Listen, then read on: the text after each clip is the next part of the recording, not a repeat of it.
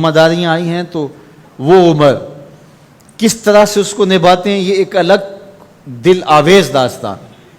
احساس ذمہ داری کیا ہے کہ اگر نیل کے کنارے ایک بکری بھی مر جاتی ہے پیاس سے تو عمر سے اس کا بھی حساب ہوگا۔ راتوں کی تنہائیوں میں اٹھ اٹھ کے عمر پہرا دے رہے ہوتے ہیں۔ یہ حضرت عمر ہے رضی اللہ تعالیٰ عنہ، کس طرح سے نظم کو چلاتے ہیں، اور امر بالمعروف اور نہی عن المنکر کا جذبہ کس طرح سے آپ کے رگ و ریشہ کے اندر محو نفوس تھا کہ جب آخری وقت آتا ہے، ایک ظالم لولو فیروز نامی مجوسی آپ پر حملہ آور ہوتا ہے اور مسجد کے اندر شہید کیے جاتے ہیں۔ سیدنا عمر رضی اللہ تعالیٰ عنہ کے بارے میں حضور نے خبر دے رکھی تھی کہ یہ میرا غلام، یہ میرا صحابی شہید ہوگا۔ جب پہاڑ جھوم اٹھا تو فرمایا انما علیک نبی و صدیق و شہیدان، تمہارے اوپر ایک نبی ہے، ایک صدیق اور دو شہید ہیں۔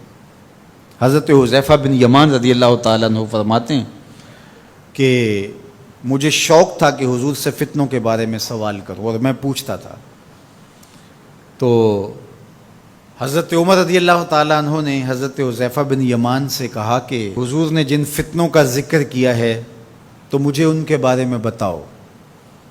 تو حضرت حذیفہ کہنے لگے کہ وہ فتنے آپ کے دور میں نہیں آئیں گے، اس لیے کہ آپ کے اور ان فتنوں کے درمیان ایک مضبوط دروازہ ہے، جب تک وہ دروازہ موجود ہے تو فتنے نہیں آئیں گے۔ تو حضرت عمر نے کہا کہ وہ دروازہ کھولا جائے گا یا توڑا جائے گا؟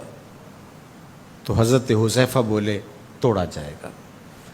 تو اس سے مراد حضرت سیدنا عمر رضی اللہ تعالی عنہ کی شہادت تھی۔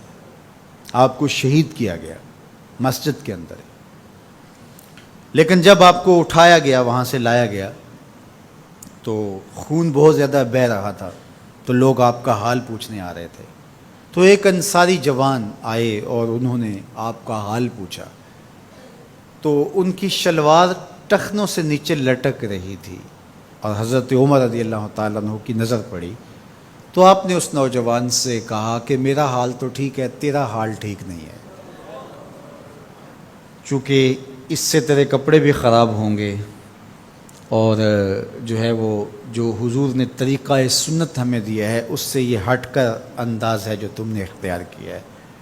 تو اس لمحے بھی عمل تبلیغ کو ترک نہیں کیا۔ تو حضرت صدیق اکبر اور حضرت عمر کا مقدر کہ ان کی تربتیں جنت کے ٹکڑے میں ہیں، فرمایا میری قبر اور میرے ممبر کے درمیان جو جگہ ہے یہ جنت کا باغ ہے۔ تو عمر جنت میں تشریف فرما ہیں، ابو بکر جنت میں تشریف فرما ہیں، اور جہاں حضور ہیں وہ جگہ جنت نہیں ہے۔ اللہ اکبر، وہ باغ جنت ہے۔ حضور ایک دن مسجد سے باہر تشریف لا رہے تھے، دائیں ہاتھ میں حضرت ابو بکر کا ہاتھ پکڑا تھا اور بائیں ہاتھ میں حضرت عمر کا ہاتھ پکڑا تھا، اور مسجد سے باہر آ رہے تھے۔